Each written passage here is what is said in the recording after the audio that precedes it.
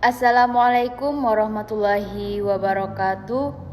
Perkenalkan, saya Rizky Prasetya dengan NIM 2300243 dengan mata kuliah Kepemimpinan Pendidikan. Hari ini saya akan membahas mengenai teknik-teknik yang dapat mempengaruhi orang lain dalam kepemimpinan. Teknik mempengaruhi orang lain adalah studi tentang bagaimana individu menggunakan berbagai metode dan alat untuk mempengaruhi perilaku, pikiran, dan emosi orang lain. Ini dapat mencangkup berbagai bentuk komunikasi, termasuk persuasi, negosiasi, dan manipulasi. Teknik-teknik ini dapat digunakan dalam berbagai konteks, termasuk di tempat kerja, di rumah, dan dalam hubungan pribadi. Teknik-teknik ini dapat efektif dalam membantu orang lain mencapai tujuan mereka, tetapi juga dapat digunakan secara tidak etis atau merugikan jika digunakan dengan benar. Penting bagi individu untuk memahami bagaimana teknik-teknik ini bekerja dan bagaimana mereka dapat digunakan secara bertanggung jawab dan etis untuk dapat mempengaruhi orang lain. Langsung saja, yang pertama, teknik mempengaruhi orang lain, yaitu yang pertama, rational persuasion, adalah siasat meyakinkan orang lain dengan menggunakan argumen yang logis dan rasional. Seorang dokter yang memberikan nasihat kepada pasien yang perokok berat dengan menjelaskan efek buruk merokok bagi paru-paru dan menunjukkan hasil penelitian yang membuktikan bahwa para perokok lebih rentan menderita penyakit kronis lain adalah salah satu contoh rasional persuasion ini. Teknik mempengaruhi orang lain yang kedua yaitu inspiration appeal tactic, adalah siasat dengan meminta ide atau proposal untuk membangkitkan rasa antusias dan semangat dari target person. Contoh penerangannya adalah seorang menteri yang membawahi Departemen Komunikasi dan Informasi atau Kominfo yang membuka kesempatan kepada seluruh komunitas IT untuk membuat proposal dan ide tentang pengembangan government di suatu negeri. Teknik yang ketiga yaitu consultation tactic, terjadi ketika meminta target person untuk berpartisipasi aktif dalam kegiatan yang kita agendakan.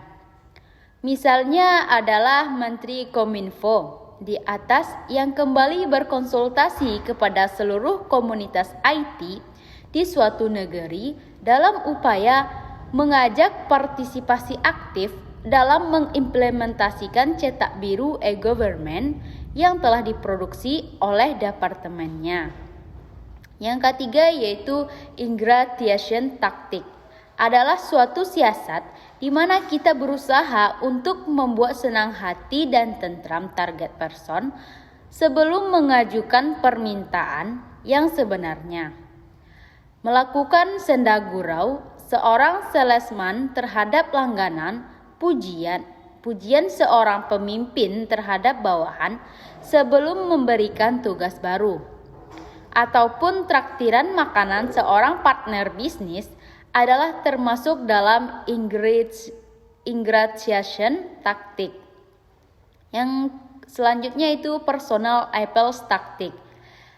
Terjadi ketika kita berusaha untuk mempengaruhi target person dengan landasan hubungan persahabatan, pertemanan, atau hal-hal yang bersifat personal lainnya.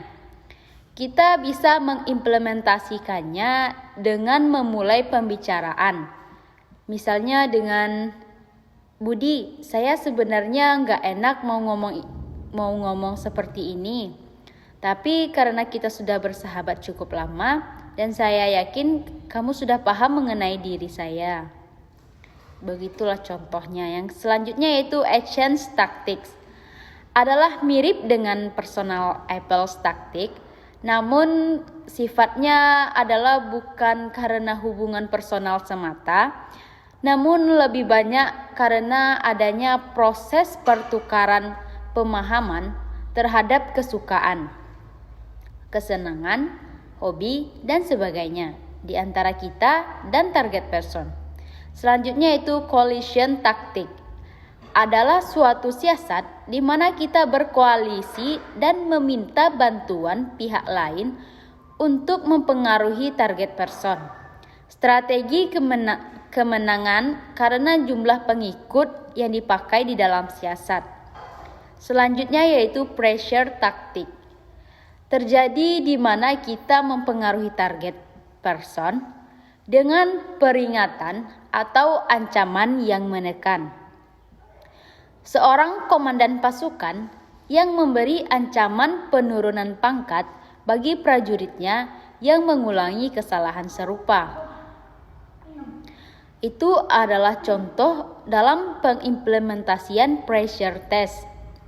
Selanjutnya yaitu legitimizing tactic. Adalah satu siasat di mana kita menggunakan otoritas dan kedudukan kita untuk mempengaruhi target person. Presiden yang meminta seorang menteri untuk menyusun rancangan undang-undang, kepala sekolah yang meminta guru untuk menyusun kurikulum pendidikan adalah beberapa contoh penerangan dari legitimizing tactic. Baik, mungkin hanya sekian materi yang dapat saya sampaikan mengenai teknik-teknik yang dapat mempengaruhi orang lain. Jika ada kesalahan dan kekurangan, saya mohon maaf. Saya akhiri video ini dengan wassalamualaikum warahmatullahi wabarakatuh.